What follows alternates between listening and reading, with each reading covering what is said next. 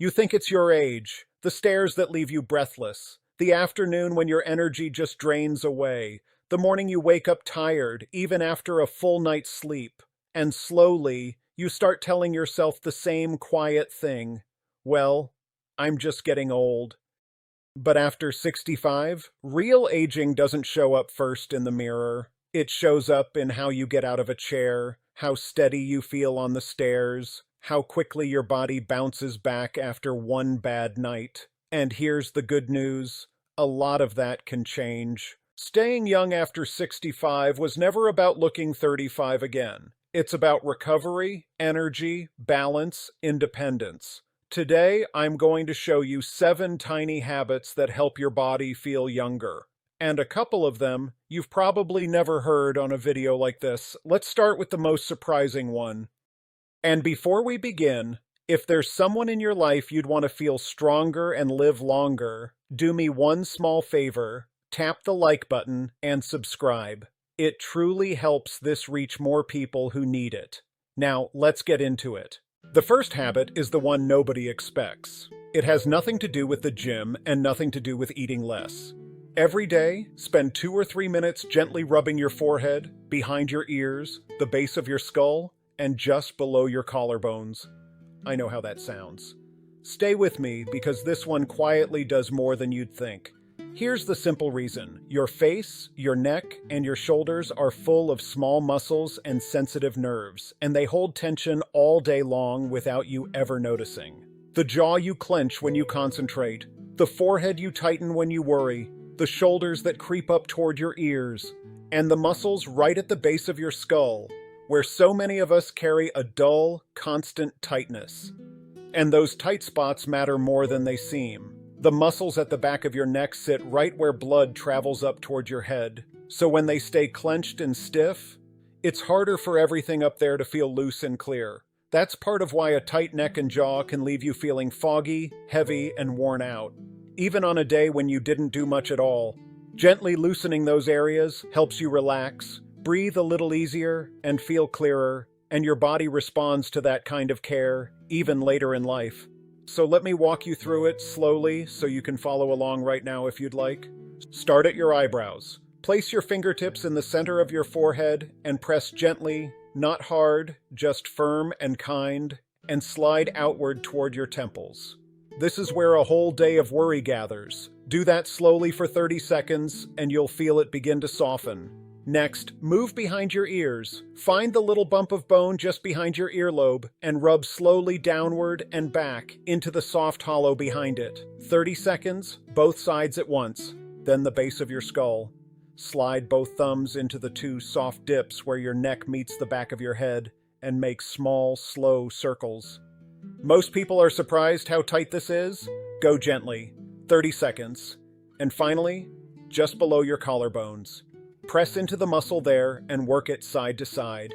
This is the spot that pulls your shoulders forward and rounds your upper back. That's the whole habit. Forehead, behind the ears, base of the skull, below the collarbone. 2 or 3 minutes done in your chair in the morning or while you watch television. You're simply telling your body you can relax now, and you may be surprised how much lighter your head and neck feel afterward. The second habit is just as surprising as the first. And it might be my favorite. Sing out loud every single day.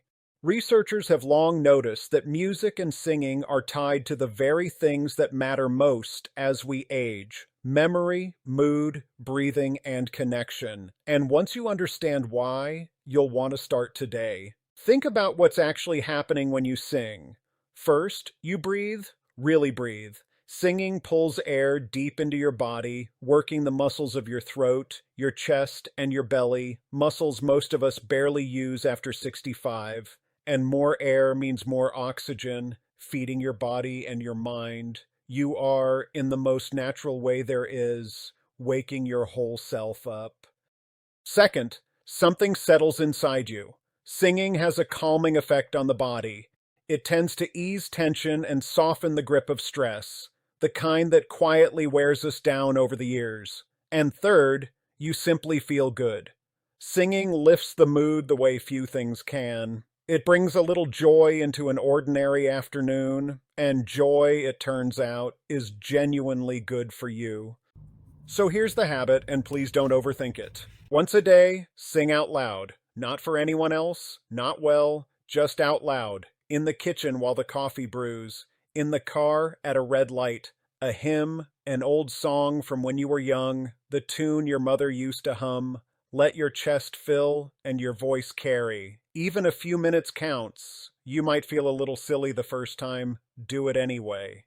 It may quietly become the best 2 minutes of your day. And while we're talking about your mouth and your breath, let me add one small thing that travels in the very same direction. As we get older, our mouths tend to get drier, and a dry mouth lets the wrong kind of bacteria settle in.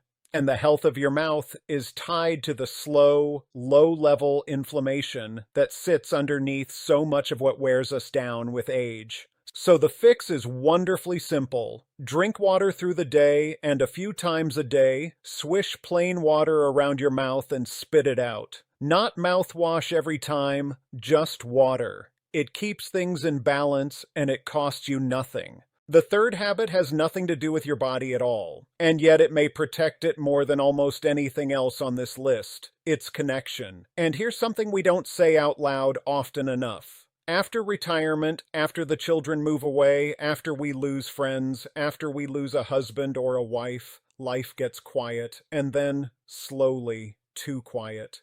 Loneliness doesn't arrive dramatically. It doesn't announce itself. It looks like a silent house, a phone that doesn't ring, a whole week going by where nobody asked how you were doing. And that silence isn't only sad, it wears on us. Long stretches of loneliness have been linked with poorer health and faster decline as we age. Your body was built to be around other people. When it's alone too long, it tends to struggle. But the remedy is so much smaller than people fear. You don't need a crowd. You don't need to become someone you're not. You need one real connection a day. One, a phone call to an old friend, a text to your grandson, a short walk with a neighbor, a few words with the person at the checkout, a church group, a class at the community center, an hour spent volunteering somewhere you're needed. And here's the quiet magic of it. Connection feeds itself. When you reach out, even a little, it becomes easier to reach out again. The warmth comes back to you. So if you take only one thing from this whole video, let it be this. After 65, connection isn't a luxury. It's one of the kindest things you can do for your own health. And you can take your first step today with a single phone call. The fourth habit happens at your kitchen table, and it's not about eating less. After 65, eating smarter matters far more than eating less. Here's the trap so many of us fall into: the light breakfast. Toast and jam, a bowl of cereal, a glass of juice. It feels healthy, it feels gentle, but there's almost nothing in it to actually rebuild your body. And your body, every single day, is quietly rebuilding muscle, bone, the very tissues that keep you standing, lifting, and walking. And those things are built largely from protein. They are hard to build from coffee and crackers. So the habit is simple. At every meal, ask yourself one question: where's my protein? Eggs, Greek yogurt, cottage cheese, fish, chicken, beans, lentils, tofu. You don't need a complicated diet. You need an anchor on the plate. And there's a second small move that makes a real difference. It's the order you eat in. When you start a meal with bread or rice or something sweet, your blood sugar tends to rise quickly and then dip. And that dip can leave you tired and foggy in the afternoon. The very slump you may have been blaming on your age. So flip the order. Eat your vegetables first, then your protein, then, last, the rice or the bread or the potato. Same meal, same food. But eaten in that order, the rise is gentler, and you may feel steadier all afternoon long. And if you can manage even a slow few minutes of moving after you eat, just clearing the table, a little walk around the room, that steadies it even more. Protein first, then the rest. It's a small change, and you can make it at your very next meal. The fifth habit is the one that quietly holds all the others together. Sleep. Because a great deal of repair happens while you sleep. Through the night, your body recovers, your stress settles down to its lowest point, and your mind clears away the fog of the day. Sleep is the one time everything gets to reset at once, and when you lose it, everything else you do works only halfway. So let me give you a few simple things that make sleep deeper. Aim for 7 to 8 hours. When you regularly get less, your mind just doesn't work as sharply, and that's not a small thing. Make your room genuinely dark and a little cool. Keep it quiet, or let a soft, steady hum fill the silence if that helps you settle. Try to finish eating about 3 hours before bed, so your stomach isn't still working while you're trying to rest. And go to bed at a consistent time, yes, even on the weekends. Your body loves a steady rhythm far more than it loves a late night. These are small adjustments, but together they change the quality of every hour you sleep. Now, here's the piece most people miss entirely. Good sleep at night actually begins in the morning. When you step outside into the morning light, even 10 or 15 minutes of it, you help set your body's inner clock. That light is the signal that tells your body the day has begun, which is exactly what helps it know many hours later when it's time to wind down. So don't only reach for coffee when you wake. Reach for light, step onto the porch, walk to the mailbox, sit by a window with the sun on your face. Better mornings, it turns out, are what build better nights. The sixth habit isn't about your body either. And yet, it may be the one that keeps your body moving more than any exercise plan ever could. It's this: keep a reason to get up in the morning. Because here's something you may have noticed. Some people seem younger at 75 than others do at 60, and it isn't only their bodies, it's that they still have a reason to rise. Think about how it actually works. When a person has something to do, someone to call, a garden to water, a friend who's counting on them, they get up, they move, they walk to the mailbox, they go to the store, they bend and reach and carry without ever calling it exercise. But when someone quietly believes there's nothing left for me to do, the body slows to match. We don't stop moving because we get old. Very often we get old because we stop moving, and we stop moving when we run out of reasons. And the beautiful part is that reason doesn't have to be big. It doesn't have to be grand. It can be watering the tomatoes, walking the dog, calling your grandson, learning one song on an old instrument, making a pot of soup for a neighbor who lives alone. A small reason is still a reason, and a small reason gets you up and moving, which is the whole point. So here's the habit. Tonight before you sleep, name one thing you'll do tomorrow that gives the day a little meaning.